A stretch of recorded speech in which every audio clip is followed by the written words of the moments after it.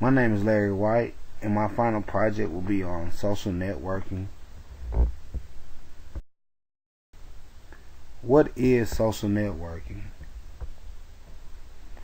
The definition of social networking, as it is defined by Webster, is a network of individuals such as friends, acquaintances, and coworkers connected by interpersonal relationships. An online service or site through which people create and maintain interpersonal relationships, and millions of people have become comfortable using smartphones to share information about themselves via mobile apps that access social networks such as Facebook and Twitter. That's from The Economist.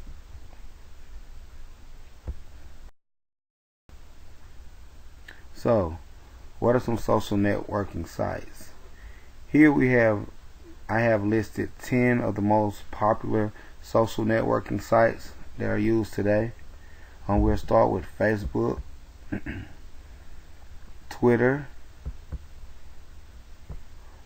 WhatsApp, Instagram, YouTube, LinkedIn, Google+, Pinterest, Tumblr, and Quora. Social media use in schools-aged children.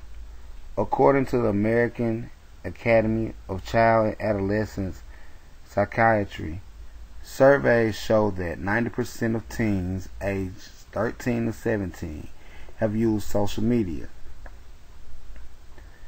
75% report having at least one active social media profile. 51% reports visiting a social media site at least daily. On the average, teens are online almost 9 hours a day. That is not including their time for homework. So our youth is using social media at a high rate.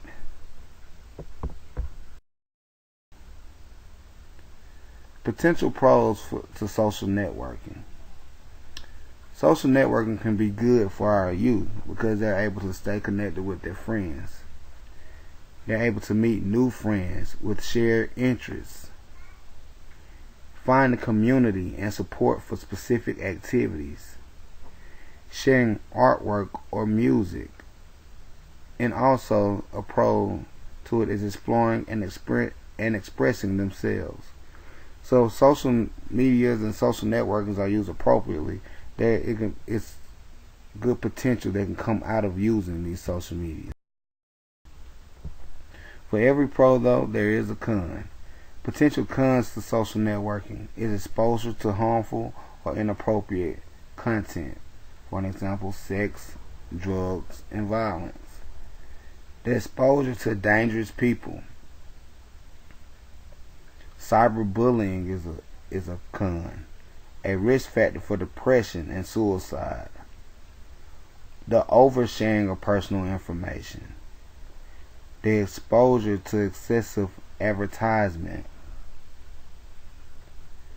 You have privacy concerns, including the collection of data about teen users. Identity theft or being hacked is a problem. And the potential of interference with sleep, exercise, homework, or family activities.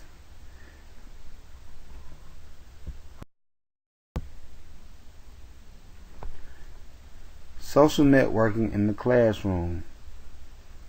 While some may have initially considered social media unfit for the classroom, educational institutions are now exploring whether it might actually enhance the learning experience. In one such study by the University of Glasgow, 68% of the students thought it would. The study suggests that social media could increase student motivation and engagement with course material, increase student-to-student collaboration, and enhance interaction between students and lecturers.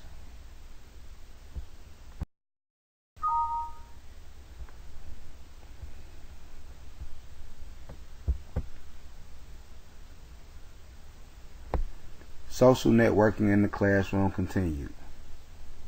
Courses can be designed to include elements that students identify with from their use of social media, such as news feeds, quizzes, video content, and discussion groups for collaboration and sharing. These tools can help instructors connect and engage with the social-driven learner of today. Challenge students to blog. It may not always pertain to the subject, but it will give students the opportunity to practice writing techniques. We can also create a Facebook page as a class and post updates that all students and parents can see. We can post frequent updates daily. That way that our parents. So, pros and cons of social networking in classroom. The pros are an engaged student is more likely to be successful. If we can engage our students in the different material that we're teaching through social media and social networking, they'll be more engaged and feel like they can actually participate in class better with a better understanding. Social media teaches important life lessons. By being on these social medias, our students can learn different life lessons that they may apply to everyday life, and also incorporate our lesson in those everyday life lessons that they've learned. Online collaboration trumps cliquish behaviors. When our students are online and collaborating in a good learning environment, it trumps getting just together with your friends and the cliquish behavior to try to do different assignments. The cons to it is the internet is a new medium for bullying. We all know that bullying is at a high right now, and that being on the internet actually kind of opens that door for bullying somewhat, because it's not as personal as being face to face. Social media can be a time suck. Being on social media can make you burn a lot of time to where you don't do other things that you want your students to get out and do. The internet is a dangerous place. We all know that the internet is kind of an open door type thing.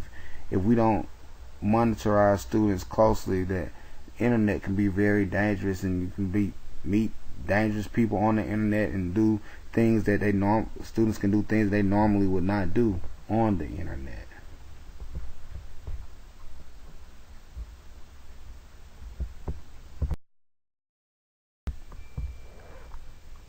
With the growth of technology, social networking can be perfect to incorporate in the classroom.